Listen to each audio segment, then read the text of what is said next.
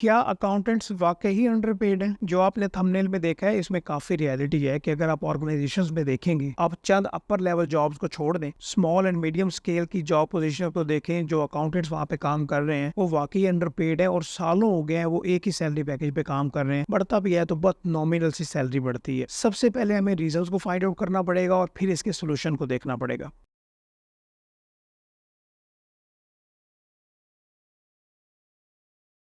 अगर मैं आपको रीज़न्स की बात करूँ तो जो डेली बेसिस पे अभी तक हमारी इंटरेक्शन हुई है, उसकी बेसिस पे मैं आपको अपना एक्सपीरियंस शेयर करने वाला हूँ और 3 फैक्टर्स मैं आपको बताऊँगा, जिसकी वजह से ये सैलरी पैकेजेस के ये इश्यूज़ हैं और इसके फिर हम सॉल्यूशन की बात करेंगे। सबसे जो बड़ा फैक्टर है, वो है हमारा एजुकेशनल सिस्टम। अभी क्वालिफ़िकेशंस को आप छोड़ दें, सीए, एसीसी, सीएमए, जो भी आप ग्रेजुएशन प्रोग्राम में आते हैं, BS accounting and finance, BCom, BS commerce वगैरह, जो भी आपको इन प्रोग्राम्स में 8 सेमेस्टर्स में स्टडी करवाया जाता है और जब आप वो ग्रेजुएशन कंप्लीट करके जॉब के लिए निकलते हैं, तो आपको उसमें यकसा डिफरेंस नज़र आता है। सबसे बड़ा फ्लॉ यहाँ पे हमारे एजुकेशनल सिस्टम का है और इसकी एग्जांपल मैं आपको इस तरह से देना चाहूँगा। आपने ज़रूर हमारे चैनल पे जो प्रैक्टिकल ट्यूटोरियल है वो देखे होंगे। यहाँ पे हमने रिसेंटली एक ट्यूटोरियल शेयर किया, जिसमें हमने आपको ये सिखाया कि आप अकाउंट्स रिसीवेबल और अकाउंट्स पेएबल की मैनेजमेंट कैसे करेंगे और उसका एक्सेल में रहते हुए डैशबोर्ड कैसे बनाएँगे। अगर आप स्टडीज़ की बात करें तो ओवरऑल स्टडीज़ को लेके आपको इनके कॉन्सेप्ट्स का तो पता होगा कि अकाउंट्स रिसीवेबल क्या हैं, अकाउंट्स पेएबल क्या हैं, बट एक्चुअली इनको किस तरह से मैनेज करना है, वो आपको नहीं सिखाया गया। और जब आप ऑर्गेनाइजेशंस में जाते हैं, आप वहाँ पे आपको इस तरह का काम नहीं आता, तो वहाँ पे फिर आपकी वैल्यू भी कम होती है और जो आप एक्सपेक्टेशन लेके गए होते हैं, उस तरह के आपको सैलरी पैकेजेस भी नहीं मिलते। ये नंबर 1 रीज़न है। नंबर 2 रीज़न कि जब आप किसी ऑर्गेनाइजेशन को जॉइन करते हैं, वहाँ पे आपके पास ऑलरेडी वर्क एक्सपीरियंस तो होता नहीं है, ठीक है? आप अपनी एजुकेशनल बेसिस पे जो भी आपने ग्रेजुएशन की उसकी बेसिस पे आपको जॉब मिल गई और ऐसे मैंने बेतहाशा लोगों से बात की है जो कि क्लरिकल टाइप जो रेपिटेटिव नेचर का काम है। ये नहीं कि भई चलें 6-7 महीने या 1 साल एक काम किया, फिर आगे उनकी जॉब पोज़ीशन चेंज हो गई, वो वही काम। अगर कोई स्टोर में बैठा है तो वो स्टोर का काम कर रहा है, इन आउट में बैठा है तो वो काम कर रहा है, एक्चुअली जो बुक कीपिंग में बैठा हुआ था वही काम कर रहा है। इसी तरह का रेपिटेटिव नेचर का काम किए जा रहा है और जो उसका पर्टिकुलरली बॉस है, वो उससे प्रॉपर वर्किंग तो करवा लेता है। मैं आपको एग्जांपल देना चाहूँगा कि अगर हम इनकम टैक्स रिटर्न्स की बात करें, ठीक है? तो उसकी वर्किंग जो छोटी-छोटी वर्किंग होती है, डॉक्यूमेंटेशन होती है, वो जूनियर स्टाफ से कंप्लीट करवा ली जाती है।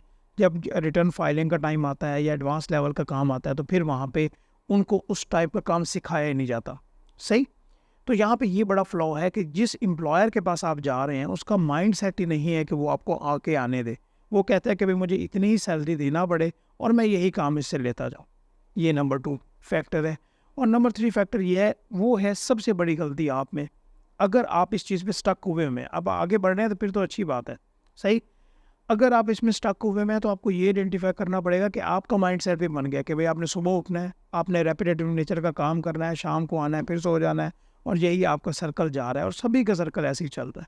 आप अपने आप को खुद नहीं चेंज करना चाहते कि आपको ये पता हो कि मार्केट में मिसाल के तौर पे जिस कंपनी में आप काम कर रहे हैं, जिस सेगमेंट में काम कर रहे हैं, आप ज़रा ये तो देखें कि अगर आप उससे बड़ी कंपनी के बारे में सोचें, तो वहाँ पे किस नेचर का काम होता है, वहाँ पे किस तरह के सॉफ्टवेयर यूज़ होते हैं। मिसाल के तौर पे आप पेरोल में काम कर रहे हैं तो वहाँ पे आपको कौन-कौन सी वर्किंग की ज़रूरत होगी, कौन-कौन सी डॉक्यूमेंटेशन आपको करना पड़ेगी ताकि आप अगले रोल पे जा सकें या उस ऑर्गेनाइजेशन को छोड़ के उससे नेक्स्ट ऑर्गेनाइजेशन में मूव कर सकें। तो ये 3 फैक्टर्स मैंने आपको बताए हैं। अगर इन तीनों फैक्टर्स को देखा जाए, एजुकेशनल लेवल पे तो आप कुछ नहीं कर सकते। जो आपने पढ़ा वो आपके लिए डिग्री भी ज़रूरी है, वो हमारी हुकूमत कहेगी तो फिर ही अकॉर्डिंगली चेंज होगा, जो कि नहीं होने वाला। अभी दूसरी बात की जाए कि जो एम्प्लॉयर है उसका माइंडसेट भी नहीं चेंज होने वाला। वो कहता है कि भाई मुझे कम से कम पे करना पड़े और मैं ज़्यादा से ज़्यादा वर्किंग ले लूँ।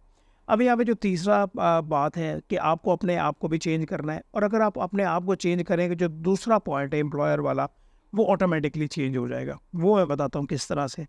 मिसाल के तौर पे आप जिस कंपनी में भी काम कर रहे हैं, आपको वहाँ पे 3 साल हुए हैं, आप बिल्कुल फ्रेशर हैं या आपको ज़्यादा एक्सपीरियंस हो गया है, तो आप देखेंगे अभी तक आपने किस नेचर का वहाँ पे काम किया है। और अगर मिसाल के तौर पे आपकी पर्टिकुलर सैलरी है, वहाँ पे मैं सैलरी कोट नहीं करता, जो भी आप सैलरी पैकेज ले रहे हैं, अगर आप उससे आगे बढ़ना चाहते हैं 15, 20, 25% ज़्यादा, तो यहाँ पे आपको खुद आइडेंटिफाई करना पड़ेगा कि आपको क्या करना होगा। उसके लिए आप अगर मिसाल के तौर पे आप अकाउंट्स रिसीवेबल में हैं, अकाउंट्स पेएबल में हैं, सेल्स या परचेज़र में हैं, तो यहाँ पे आप ज़रा सर्च करें जो जॉब्स की वेबसाइट्स होती हैं कि यहाँ पे इनको लेके जॉब डिस्क्रिप्शंस क्या है, जो एम्प्लॉयर है, अच्छी कंपनीज़ है, वो आपसे क्या डिमांड कर रही हैं। तो फिर आपको पता चलेगा कि भई यहाँ पे मेरे में ये ख़ामी है, मुझे ये तो काम आता है, बट ये कुछ पॉइंट्स हैं जिनके ऊपर मुझे काम करने की ज़रूरत है। तो फिर आपको अकॉर्डिंगली अपने जो वर्क एनवायरनमेंट है उसको चेंज करके अपनी स्किल्स पे काम करना पड़ेगा ताकि आप उस लेवल तक पहुँचे। और अगर आप अपनी सैलरी बढ़ाना चाहते हैं तो ऑब्वियस सी बात है उस स्किल्स को अटेन करें। अपने एम्प्लॉयर को कहें कि भई अगर आप मेरी सैलरी पैकेज बढ़ाते हैं इट्स ओके। वैसे ये बात पाकिस्तान में तो नहीं की जाती। यहाँ पे स्किल्स पे काम करके आपको दूसरी ऑर्गेनाइजेशन में अप्लाई करना पड़ेगा और इंटरव्यू प्रोसेस से गुजरने के बाद फिर आप अच्छे पैकेज पे जा पाएँगे।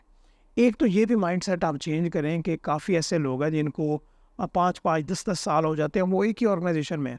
और अगर आप 2 से 3 साल के वक्फे के बाद अगर ऑर्गेनाइजेशन चेंज करेंगे, तो यहाँ से जब भी आप ऑर्गेनाइजेशन चेंज करते हैं, तो आपकी जो सैलरी पैकेज है, उसमें इंक्रीज़ आता है। ये बात आपको अंडरस्टैंड करनी चाहिए। और इसके अलावा मैं एक पॉइंट ज़रूर ऐड करना चाहूँगा कि अगर आप अपनी स्किल्स पे काम नहीं करेंगे, अपने आप को आप चेंज नहीं करेंगे, जो आने वाली टेक्नोलॉजीज़ हैं, उनसे आप वाकिफ़ नहीं होंगे, तो फिर आप प्रॉब्लम का शिकार होंगे। यहाँ पे आप सोचेंगे कि भई मुझे किन चीज़ों पे काम करने की ज़रूरत है, तो वो मैंने आपको तरीका खुद बताया, जिसमें मिसाल के तौर पे सॉफ्टवेयर्स हो सकते हैं। सॉफ्टवेयर्स में क्या एक्सेल का यूज़ हो सकता है। मेबी आप अभी तक आपने फाइनेंशियल्स ना बनाए हों, तो आप ये सीखेंगे आपने फाइनेंशियल्स कैसे बनाने हैं, कंपनीज़ एक्ट को माइंड में रखते हुए नोट्स, पॉलिसीज़, डिस्क्लोजर्स किस तरह से देने हैं, आपने रिकॉन्सिलिएशंस वगैरह किस तरह से करनी है, अकाउंटिंग सॉफ्टवेयर्स का यूज़ किस तरह से करना है अगले रोल्स के लिए। ये आपको खुद लिस्ट डाउन करना पड़ेगा और इनके ऊपर आहिस्ता-आहिस्ता काम करना पड़ेगा, ठीक है? तो ये कुछ फैक्टर्स थे और इनका सॉल्यूशन मैंने आपके साथ शेयर किया है, तो अपनी राय से ज़रूर आगाह कीजिएगा कि क्या यही फैक्टर्स हैं जिनकी वजह से आप भी स्टक हैं और आगे नहीं बढ़ पा रहे? और क्या आपको चेंज अपने आप को करना है या नहीं करना? तो इंशाल्लाह हम नेक्स्ट वीडियो में बात करते रहेंगे। अपना ख्याल रखिएगा। अल्लाह हाफ़िज़।